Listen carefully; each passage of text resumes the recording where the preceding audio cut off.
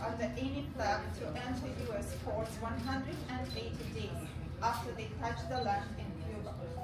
Well, as I have mentioned during the presentation, I met a large, broad scope of different stakeholders, both from governmental and non-governmental area, including many civil society organizations.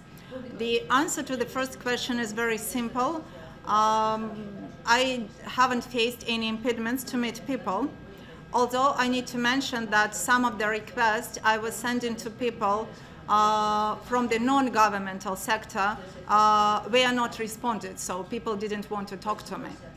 The impossibility of domestic tests and the impossibility to procure equipment of the international quality control standards reportedly. To account that one of the standards of country visits is confidentiality. Therefore, I'm not naming the sources of information as well as I'm not naming the institutions which refuse to meet me.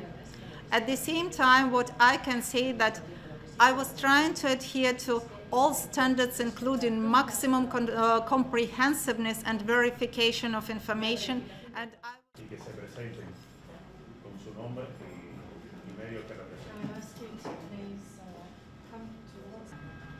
coming to the effect on the vulnerable groups, indeed, as I have mentioned in the report, usually unilateral sanctions, and in the case of Cuba, they are definitely affecting the whole population. But the more vulnerable a person is, the more he or she is affected.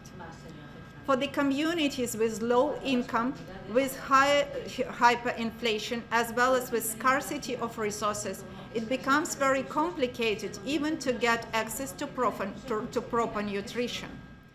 Online platforms and products, including educational materials and training courses. When we are talking about people suffering from specific severe diseases or people with disabilities, they are affected the most in the current shortage of medicine as well as the possibilities in the sphere of healthcare. As I have reflected in the report, 69% of medicine necessary for people in Cuba are not available. That's why we currently observe the growing mortality rate.